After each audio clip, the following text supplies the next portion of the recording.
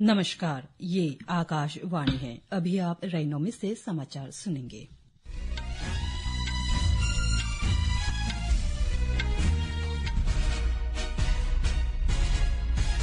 पहले मुख्य समाचार। प्रधानमंत्री नरेंद्र मोदी ने कहा, एनडीए सरकार कनेक्टिविटी, विज्ञान, नवाचार और स्वास्थ्य सेवा में महत्वपूर्ण निवेश कर रही है। श्री मोदी ने केरल में कई विकास परियोजनाओं का शुभारंभ किया और नई रेलगाड़ियों को रवाना किया।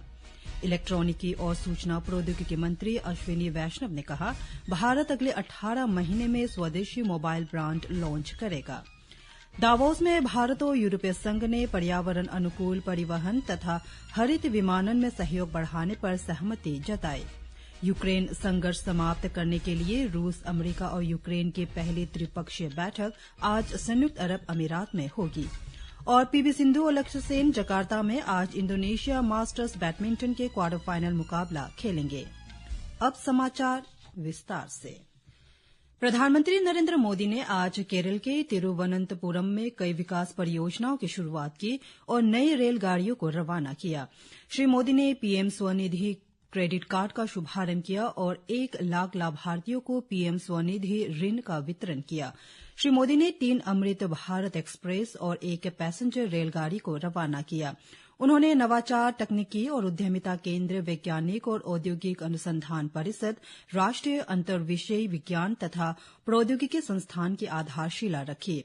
प्रधानमंत्री ने Shri Chitra Tirunal institute for medical sciences and technology में अत्याधुनिक रेडियो सर्जरी सेंटर की आधारशिला रखी और नई पुजपुरा मुख्य डाकघर कार्यालय का उद्घाटन किया।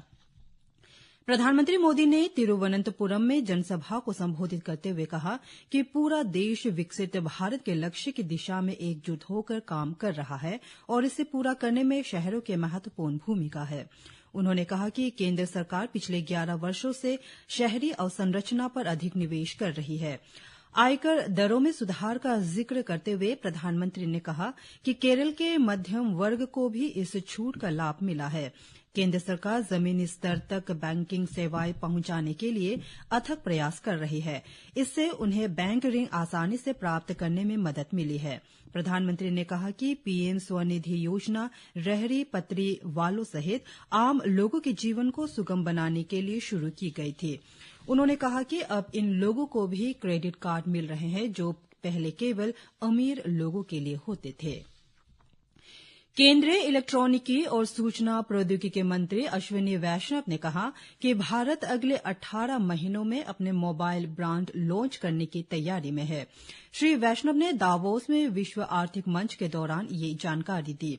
उन्होंने कहा कि भारत में एक मजबूत इलेक्ट्रॉनिक्स इकोसिस्टम है और अब मोबाइल फोन के क्षेत्र में अपने ब्रांड लाने का समय आ गया है। उन्होंने बताया कि विश्व आर्थिक मंच के दौरान भारत ने मोबाइल फोन में लगने वाली हजारों चीजों का उत्पादन करने वाले पूरे इकोसिस्टम के साथ महत्वपूर्ण बैठकें की। भारत और यूरोपीय संघ परिवहन व्यवस्था में भागीदारी को आगे बढ़ाने पर सहमत हुए हैं। दावोस में कल विश्व आर्थिक मंच से इतर यूरोपीय संघ के परिवहन आयुक्त अपोस्टोलोस डित्सिकोस्टास और नागरिक उड्डयन मंत्री के राममोहन नायडू के बीच मुलाकात हुई। श्री नायडू ने बताया कि बैठक में सतत विमानन ईंधन जैसे नवाचारों, पर्यावरण अनुकूल परिवहन को प्राथमिकता देने और हरित विमानन पर ध्यान केंद्रित किया गया। अमेरिका विश्व स्वास्थ्य संगठन WHO से आधिकारिक तौर पर अलग हो गया है। उसने संगठन की अक्षम कार्यप्रणाली, कोविड-19 महामारी से निपटने में लापरवाही और अमेरिका की जनता पर थोपी गई विपत्तियों का हवाला दिया है। अमेरिका के विदेश मंत्री मार्को रूबियो और स्वास्थ्य मंत्री रॉबर्ट कैनेडी ने एक संयुक्त बयान में कहा कि भविष्य में WHO के साथ अमेरिका का जुड़ाव केवल अपनी वापसी को प्रभावी बनाने तक ही सीमित रहेगा। WHO के पहलों के लिए अमेरिका ने सभी धनराशि और कर्मचारियों की नियुक्ति बंद कर दी है। संयुक्त बयान में WHO पर अपने मूल उद्देश्य से हटने और संस्थापक सदस्य तथा सबसे बड़ा वित्तीय योगदानकर्ता होने के बावजूद अमेरिका के हितों के विरुद्ध कार्य करने का आरोप लगाया गया है।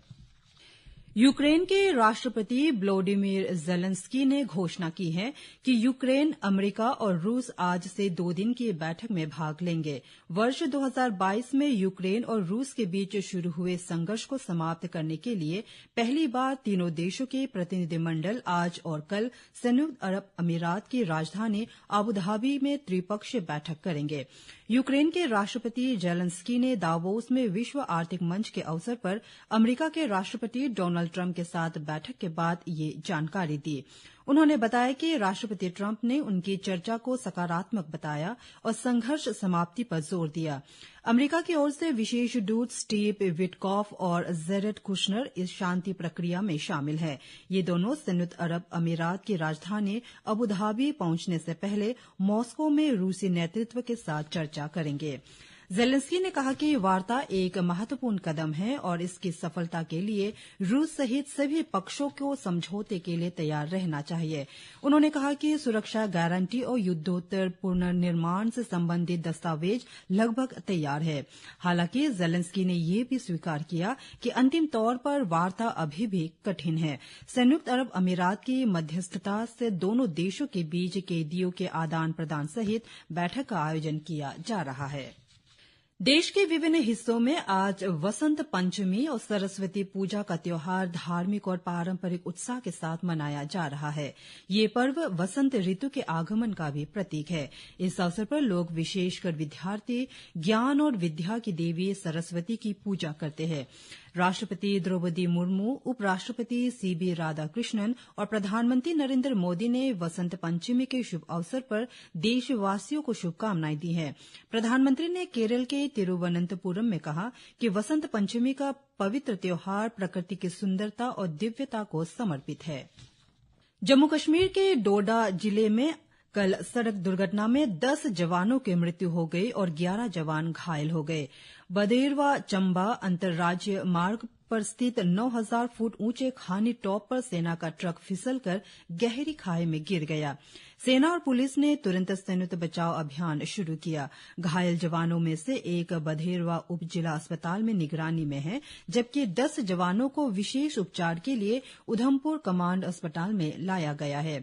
उप राज्यपाल मनोज सिन्हा और मुख्यमंत्री उमर अब्दुल्ला ने इस दुर्घटना पर शोक व्यक्त किया है। जकार्ता में इंडोनेशिया मास्टर्स बैडमिंटन टूर्नामेंट में पीवी सिंधु और लक्ष्य सेन आज क्वार्टर फाइनल मुकाबले खेलेंगे।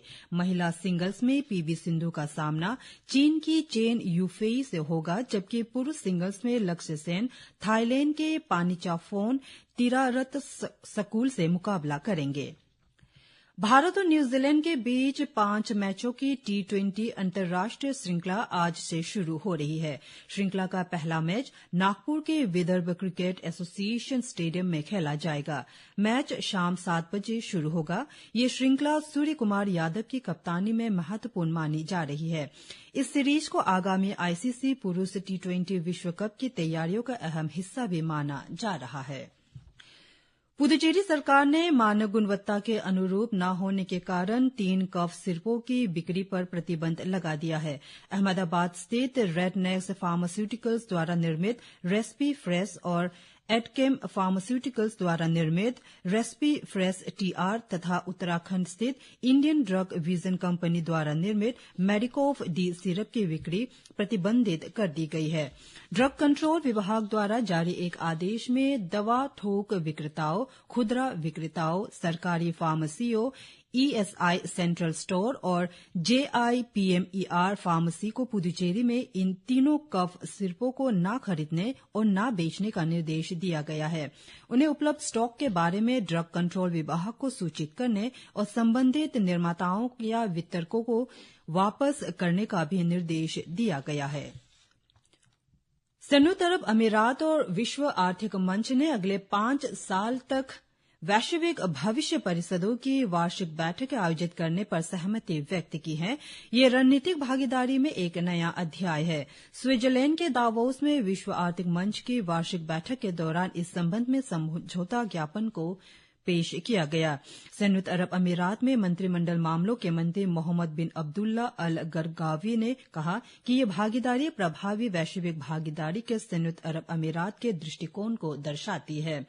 उन्होंने कहा कि ये परिषदें वैश्विक चुनौतियों को विकास संबंधी अवसरों में बदलने का उन्नत मॉडल प्रदान करती हैं तथा भविष्य की चुनौतियों के समाधान के लिए एक केंद्र के रूप में संयुक्त अरब अमीरात की भूमिका को मजबूत करती है। इसी के साथ ये समाचार बुलेटिन समाप्त हुआ। नमस्कार।